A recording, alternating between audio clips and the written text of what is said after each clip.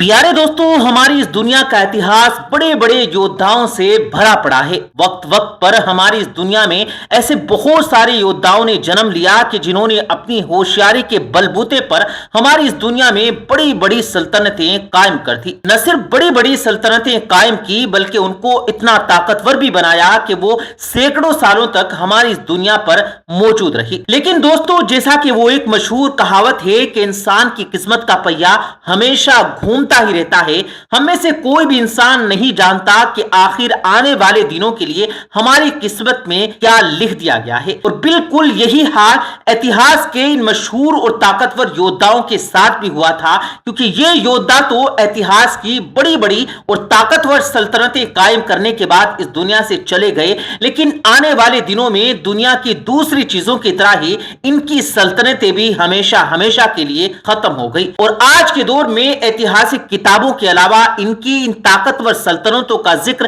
कहीं पर भी नहीं मिलता है। फिलहाल दोस्तों, आज की इस वीडियो में हम आप लोगों के सामने इतिहास के कुछ ऐसे ही मशहूर योद्धाओं की औलादों का जिक्र करेंगे, यानी हम आपको बताएंगे कि दुनिया की बड़ी बड़ी ताकतवर सल्तनतों की बुनियाद रखने वाले इन योद्धाओं की औलादें आज के दौर में हमारी इस दुनिया में कहां मौजूद हैं, और जहां भी मौजूद हैं तो आखिर किस हालत में वो अपनी जिंदगी गुजार रही हैं। सबसे पहले बात करते हैं अर्तुगरुल गाजी के बारे में कि आखिर अर्तुगरुल गाजी की नस्लें आज के दौर में हमारी इस दुनिया में कहां और किस हाल में मौजूद हैं। आपको बताते चलें कि ये वही अर्तुगरुल गाजी हैं कि जिनके बेटे यानी उस्मान गाजी ने हमारी दुनिया की एक ताकतवर सल्तनत की बुनियाद रखी थी। एक ऐसी ताकतवर सल्तनत कि जिसने हमारी दुनिया के एक बड़े हिस्से पर लगभग 600 साल से भी लंबे वक्त तक राज किया था। और इस सल्तनत को इतिहास में सल्तनत उस्मानिया के नाम से जाना जाता है। अर्तुगरुल गाजी के मौजूदा वंशज यानी मौजूदा वारिसों के नाम दुंदार अली उस्मान और हारून उस्मान हैं। ये दोनों सगे भाई हैं और रिश्ते में सल्तनत उस्मानिया के आखिरी ताकतवर सुल्तान यानी अब्दुल हमीद सानी के सगे परपोते हैं। यानी सुल्तान अब्दुल हमीद सानी रिश्ते में इन दोनों के परदादा हैं। आपको बताते चले कि बड़े भाई यानी दुंदार अली उस्मान का तो 2021 में ही इंतकाल हो गया था, जिसकी वजह से उनके छोटे भाई यानी हारून उस्मान को सल्तनत उस्मानिया के खानदान का नया खलीफा बनाया गया था। बात करते हैं दुंदार अली उस्मान की जिंदगी के बारे में। 1923 में जब सल्तनत उस्मानिया को खत्म किया गया था तो सल्तनत उस्मानिया के सारे ही वारिसों को उनके अपने ही देश यानी तुर्की से बाहर निकाल दिया गया था, ताकि किसी भी तरह से तुर्की के लोग शाही खानदान से मोहब्बत होने की वजह से अपने ही देश के सिस्टम के खिलाफ खड़े न हो जाएं। इतना ही नहीं, मॉडर्न तुर्की के हुक्मरान यानी मुस्तफा कमाल अतातुर्क ने पूरे शाही खानदान को टुकड़े में तकसीम कर दिया था। यानी खानदान के कुछ लोगों को अगर फ्रांस भेजा तो कुछ लोगों को मिस्र भेजा। इस तरह से टुकड़ों में बट जाने की वजह से अब पूरा उस्मानी खानदान कमजोर हो गया और बहुत जल्द ही इनमें से बहुत सारे लोगों के घरों पर गरीबी ने भी दस्तक दे दी और इनमें से ज्यादातर लोग गरीबी में ही अपनी जिंदगी गुजारने पर मजबूर हो गए थे। ऐसे मुश्किल भरे हालात में 1935 में सीरिया के दमिश्क शहर में दुंदार अली उस्मान की पैदाइश हुई थी। उनके फादर यानी वालिद का नाम शहजाद मोहम्मद अब्दुल करीम था। उनके वालिद के बारे में कहा जाता है कि उन्होंने सल्तनत उस्मानिया के खत्म होने के बाद दोबारा इसको कायम करने की बहुत कोशिश की थी और इन्हीं कोशिशों की वजह से ही सिर्फ और सिर्फ 29 साल की उम्र में 1935 में उन्हें कत्ल कर दिया गया था। जिस वक्त उनकी मौत हुई उस वक्त दुंदार अली उस्मान बहुत छोटे थे। यानी दुंदार अली उस्मान के सर से उनके वालिद का साया बचपन में ही उठ गया था। दुंदार अली उस्मान अपने खानदान के बहुत ज्यादा पढ़े लिखे और काबिल इंसान माने जाते थे। 1974 में जब तुर्की गवर्नमेंट की तरफ से सल्तनत उस्मानिया के खानदान के लोगों को दोबारा तुर्की में आने की इजाजत मिली तो दुनिया भर के बहुत सारे मुल्कों में रहने वाले उस्मानी खानदान के बहुत सारे लोग तुर्की देश वापस पहुंच भी गए थे। लेकिन दुंदार अली उस्मान ने तुर्की जाने से मना कर दिया और उन्होंने अपनी बाकी जिंदगी सीरिया के दमिश्क में ही गुजारने का फैसला किया। लेकिन सन 2011 में कि जब सीरिया के अंदर सिविल वॉर अपनी ऊंचाइयों पर था, यानी सीरिया के हालात हद से ज्यादा खराब हो चुके थे, तो अचानक से सारे इंटरनेशनल न्यूज़पेपर्स में यह खबर फैलने लगी कि सल्तनत उस्मानिया के वारिस यानी दुंदार अली उस्मान सीरिया में फंसे हुए हैं और उनकी जान को हद से ज्यादा खतरा है। यह खबर फैलते ही तुर्की देश में भी एक अफरा तफरी का माहौल बना, जिसके जवाब में तुर्की के राष्ट्रपति यानी रजब तैयब एर्दोगान ने फौरन फैसला लेते हुए दुंदार अली उस्मान को सीरिया से निकलवा कर तुर्की देश बुलवा लिया और तब से दुंदार अली उस्मान तुर्की में ही रहने लगे थे। दुंदार अली उस्मान को 2017 में ही उस्मानी खानदान का नया सरदार बनाया गया था। अब आप में से बहुत सारे लोगों के दिमाग में ये सवाल भी जरूर आता होगा कि जब सल्तनत उस्मानिया 1922 में खत्म हो चुकी थी तो आखिर उस्मानी खानदान के सरदार आज भी क्यों बनाए जाते हैं। तो दोस्तों, आपको हम बताते चलें कि 1922 में सल्तनत उस्मानिया के खत्म होने के बाद भले ही पूरा उस्मानी खानदान आपस में टुकड़ों में बढ़ चुका था, लेकिन इसके बावजूद भी इन सभी लोगों ने अपने बाप दादा की रिवायतों को खत्म नहीं किया और आज तक ये लोग अपने खानदान में से किसी भी बुजुर्ग इंसान को अपने खानदान का सरदार जरूर बनाते हैं। दुंदार अली उस्मान को भी 2017 में तभी उस्मानी खानदान का नया सरदार बनाया गया था कि जब पुराने सरदार का इंतकाल हो गया था। साथ ही साथ आपको ये भी बताते चले कि दुंदार अली उस्मान रिश्ते में सल्तनत उस्मानिया के मशहूर और ताकतवर सुल्तान यानी सुल्तान अब्दुल हमीद के परपोते हैं, यानी सुल्तान अब्दुल हमीद रिश्ते में इनके परदादा थे। इसके अलावा अगर आपको उस्मान गाजी और अर्तुगरुल गाजी से देखना है तो आपको बताते चलें कि उस्मान गाजी से ये 45वीं नस्ल में से हैं और अर्तुगरुल गाजी से 46वीं नस्ल में हैं। दोस्तों, अब बात करते हैं भारत के इतिहास की सबसे ताकतवर सल्तनत यानी मुगल सल्तनत के बारे में कि आखिर मुगल सल्तनत के बादशाहों की औलादें आज के दौर में हमारी इस दुनिया में कहां और किस हाल में मौजूद हैं। आपको बताते चले कि ख्वाजा हसन निजामी ने अपनी किताब यानी बेगमात के आंसू में 1857 के मुगलों की वो दर्दनाक कहानी बयान की है कि जब अंग्रेजों ने मुगल सल्तनत को खत्म किया था। 1857 में जब मुगल सल्तनत पूरी तरह से खत्म हो गई और लगभग पूरे ही भारत पर अंग्रेजों का राज हो गया तो उन्होंने सबसे पहले बहादुर शाह जफर को उनके पूरे खानदान के साथ लाल किले में कैद कर दिया था।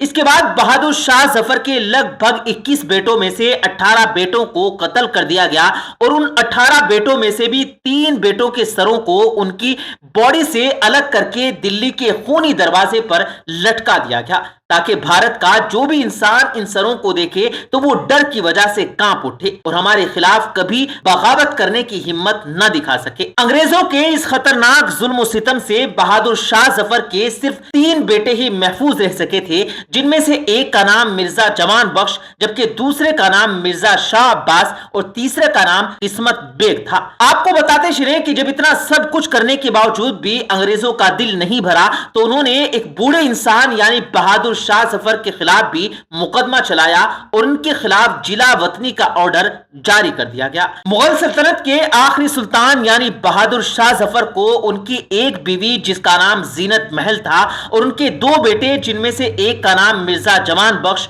और दूसरे का नाम शाह अब्बास था, उनके साथ हिंदुस्तान से निकाल दिया गया। हिंदुस्तान से निकाले जाने के बाद बहादुर शाह जफर ने अपनी बीवी और दोनों बेटों के साथ बाकी बची हुई जिंदगी बर्मा में गुजारी। बहादुर शाह जफर की जिंदगी के ये तमाम दिन बड़े ही दर्द भरे थे। बहादुर शाह जफर इतने गरीब हो चुके थे कि उनके पास खाने पीने तक के लिए पैसे नहीं थे। आखिरकार 1862 में जब मुगल सल्तनत के आखिरी सुल्तान यानी बहादुर शाह जफर का बर्मा के रंगून में इंतकाल हुआ तो अंग्रेजों ने बहादुर शाह जफर के दोनों बेटे यानी मिर्जा जवान बख्श और मिर्जा शाह अब्बास को सिर्फ इस शर्त पर जिंदा रखा कि वो कभी भी हिंदुस्तान नहीं आएंगे। इसलिए बहादुर शाह जफर के दोनों बेटों ने अंग्रेजों की ये शर्त मान ली थी, क्योंकि दोस्तों अंग्रेजों को ये डर था कि अगर ये दोनों बेटे हिंदुस्तान आएंगे तो मुगल सल्तनत के आखिरी सुल्तान यानी बहादुर शाह जफर की औलाद होने के नाते ये हमारे खिलाफ बगावत कर सकते हैं। दोस्तों इसी डर से अंग्रेजों ने कभी भी बहादुर शाह जफर के उन दोनों बेटों को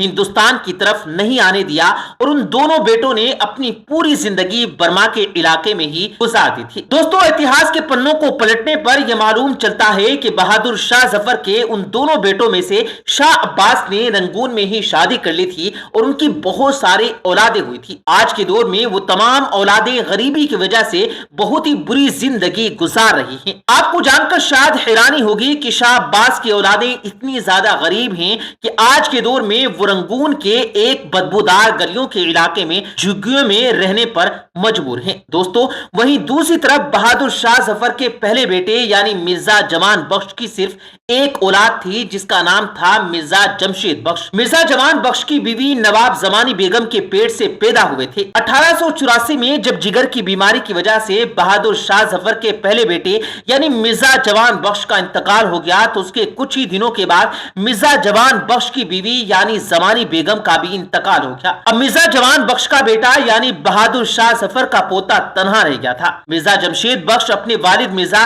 जवान बख्श और अपनी मां जमानी बेगम का इंतकाल के बाद इंडिया वापस आ गए क्योंकि उस वक्त तक हिंदुस्तान के हालात कुछ अच्छे हो चुके थे। मिर्जा जमशेद बख्श ने हिंदुस्तान में आकर नादिरा बेगम नाम की एक औरत से शादी की जिनसे सिर्फ उनकी एक औलाद पैदा हुई जिसका नाम तारीख के पन्नों में मिर्जा बेदार बख्श बताया जाता है। दोस्तों, अभी मिर्जा बेदार बख्श बहुत ही कम उम्र के थे कि अचानक से उनके सर से उनके माँ बाप का साया उठ गया यानी वो अनाथ हो गए थे। अपने माँ बाप के इस दुनिया से चले जाने के बाद मिर्जा बेदार बख्श ने छोटे मोटे काम करके अपनी जिंदगी गुजारना शुरू कर दी थी, लेकिन इस दौरान वो अपनी पहचान छुपाए रहे यानी किसी को भी नहीं पता था कि ये मुगल सल्तनत के आखिरी सुल्तान बहादुर शाह जफर की औलादों में से हैं। लेकिन जब हिंदुस्तान के आजाद हो जाने के बाद धीरे धीरे लोगों को मिर्जा बेदार बख्श की पहचान के बारे में पता चला और लोगों ने ये जान लिया कि मिर्जा बेदार बख्श मुगल सल्तनत के आखिरी सुल्तान यानी बहादुर शाह जफर के पर पोते हैं, तो मिर्जा बेदार बख्श को भारत सरकार की तरफ से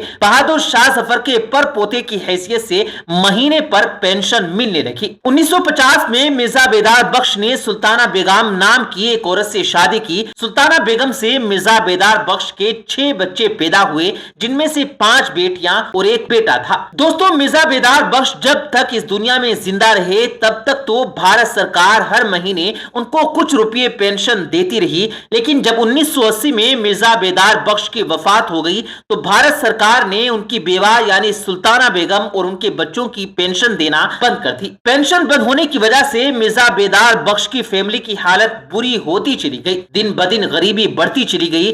जब हालात ज्यादा खराब हो गए तो मिर्जा बेदार बख्श की बेवा यानी सुल्ताना बेगम ने कोलकाता की डोलीगंज इलाके में चाय की एक छोटी सी दुकान खोल ली जिससे उनके बच्चों का पेट भर जाया करता था। दोस्तों, सुल्ताना बेगम को भारत सरकार की तरफ से मुगल सल्तनत का खानदानी होने की हैसियत से एक घर भी दिया गया था, लेकिन बाद में सुल्ताना बेगम ने कई इंटरव्यूज में यह भी बताया कि वो घर उनसे छीन लिया गया था। किसी दौर में पूरे भारत पर हुकूमत करने वाले मुगल खानदान की ये छोटी सी फैमिली कोलकाता के एक छोटे से कच्चे मकान में रहने पर मजबूर रहे। दोस्तों, अब बात करते हैं टीपू सुल्तान के बारे में। दोस्तों, आज टीपू सुल्तान को कौन नहीं जानता। मैसूर के टीपू सुल्तान की बहादुरी के किस्से आज पूरी दुनिया में मशहूर हैं, लेकिन दोस्तों किस्मत का सितम देखिए कि आज टीपू सुल्तान जैसे होशियार और बहादुर हुक्मरान की औलादे भी दुश्वार जिंदगी जीने पर मजबूर हैं। दोस्तों, वैसे तो टीपू सुल्तान के 12 बेटों में से 7 बेटे ऐसे हैं कि जिनका कोई भी जिंदा वारिस